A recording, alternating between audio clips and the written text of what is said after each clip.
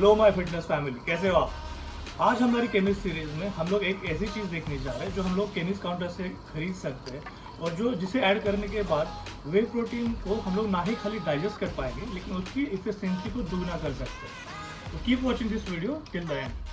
अब में से काफ़ी लोगों को शिकायत रहती है कि जो वो वे प्रोटीन ले रहे हैं ना ही वो डाइजेस्ट हो पा रहा है ना ही उसकी कोई रिजल्ट मिल पा रहा है। तो ये वीडियो उन्हीं लोगों के लिए है। आज हम लोग बात करेंगे लैक्टोज की। हमारा जो वे प्रोटीन है वो वे प्रोटीन हमारा बनता है मिल्क से और एक मिल्क का अहम हिस्सा है लैक्टोज। लैक्टोज जो होता है वो एक तरह की शुगर होती है।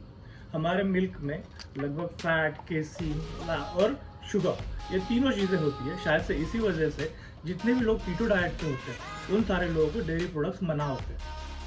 काफ़ी सारे लोग ऐसे होते हैं कि जिन लोगों को डेयरी प्रोडक्ट्स, मिल्क प्रोडक्ट्स हजम नहीं हो पाते हैं। इसमें अगर देखा जाए तो वेस्टर्न कंट्रीज में लगभग 60 to 70% लोग ऐसे हैं जो लैक्टोज इंटॉलरेंस से डील करते हैं। और आजकल इसकी मेजर वजह ये है कि हम लोग कुक फूड पे रिलाई होने की वजह आजकल प्रोसेस फूड पे रिलाई हो रहा है। तो यही रीज़न है जो प्रोसेस फूड हमारे डाइजेस्टिव ट्रैक्ट में जो गुड बैक्टीरियाज है उसको डिस्ट्रॉय कर देता है और यही गुड बैक्टीरियाज हमारे लैक्टोज को प्रोसेस करवाते हैं। शायद यही वजह है कि जिसकी वजह से हम लोग लैक्टोज इंटॉलरेंट हो जाते हैं।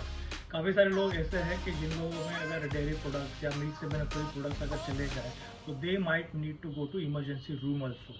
After taking a milk product और डेयरी प्रोडक्ट उन लोगों को स्टमक क्रैम्पिंग होती है, ब्लोटिंग होना शुरू हो जाता है। These are the symptoms where they come across along because of the milk and milk products. ना ही मिल्क लेकिन मिल्क से बनी हुई जो भी चीज़ें हैं, आइसक्रीम हो गया, घी हो गया, ये सारी चीज़ें लेने के बाद में ये लैक्टोज इंटॉलरेंस के इश्यूज इन सारे लोगों में देखे जाते हैं। गाइज, लैक्टोज एक्चुअली जो ब्रेक डाउन होता है that gets break down into our small intestine, जहाँ पे हमारा लैक्टेज एक डाइजेस्टिव एंजाइम प्रेजेंट होता है। हमारे लैक्टोज को जो हमारे मिल्क में प्रेजेंट है उसे ब्रेक डाउन करता है लैक्टेज नाम का एक डाइजेस्टिव एंजाइम जो हमारे स्मॉल इंटेस्टाइन में प्रेजेंट होता है।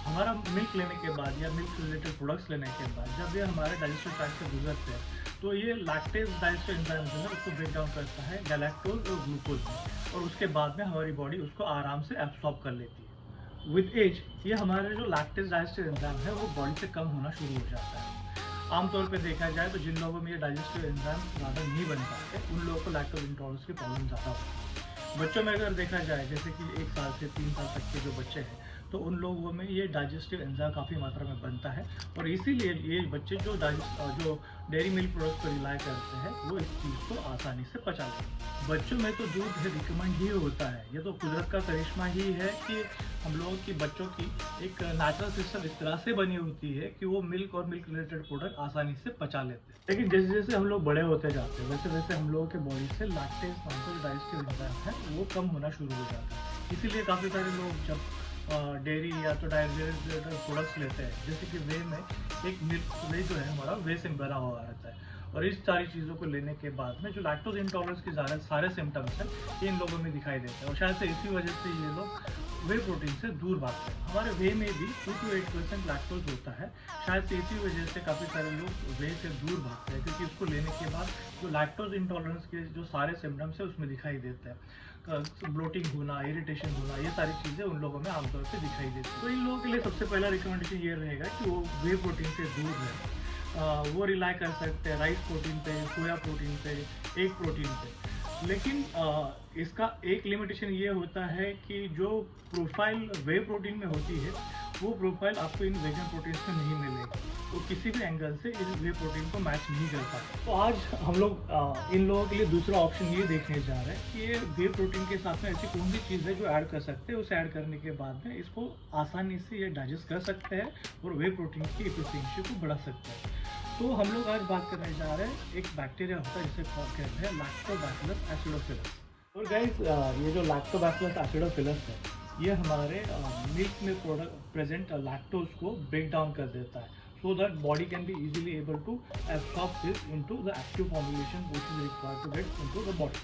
तो आमतौर पे हम लोग ये देखते हैं कि जो भी लोग कीटो डाइट पर हैं तो उन सारे लोगों को मिल्क मना होता है, लेकिन मिल्क फर्मेंट होने के बाद में जो चीज़ें बनती है जैसे चीज़ हो गया, योगर्ट हो गया, तो ये सारी चीज़ें उन लोग को अलाउड होती है क्योंकि यही जो लैक्टोबैसिलस एसिडोफिलस होता है यही मिल्क को फर्मेंट करने में हेल्प करता है। तो गाइज अब बात करते हैं कि वो कौन सा प्रोडक्ट या कैप्सूल है जिसमें आपको ये बैक्टीरिया मिल सकता है।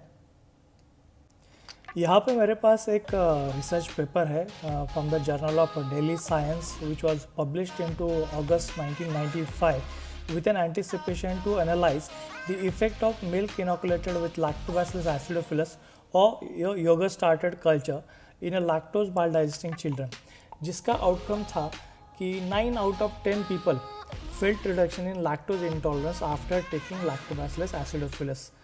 So it means this journal advocates the use of Lactobacillus acidophilus along with the milk and milk related products where you feel there is a difficulty into the digestion. तो guys अब बात करते हैं क्या है वो कैप्सूल जिसमें आपको ये बैक्टीरिया मिल सकता है। तो वो कैप्सूल है हमारा विज़ेलैक which comes into the strip of 15 capsule which will cost you somewhere around 4 rupees per capsule। ये जो कैप्सूल है ये कैप्सूल आता है 1.2 बिलियन कल्चर्स या बैक्टीरिया के साथ में, जो कि परफेक्टली फिट होता है जो हमारा रिकमेंडेड डेली डोज होता है, that is 1 to 1.3 billion daily. And this capsule you'll have to take along with your whey protein which will help you to avoid stomach disturbances along with your whey protein। इसके अलावा या तो फिर आप वे isolate चला सकते हैं या वे हाइड्रोलाइट चला सकते हैं which is already been broken down into the easiest component which body can easily digest. या तो फिर जो लोग वे आइसोलेट या हाइड्रोलाइज अफोर्ड नहीं कर सकते तो they can take your concentrate along with some amount of carbs which will help you to digest in the simplest form and that will avoid any stomach disturbances along with this. I hope this video will help to most of the people who usually come across along with the GI disturbances while taking your whey। अगर आपको ये video पसंद आई होगी तो please like and subscribe my channel AK Rising।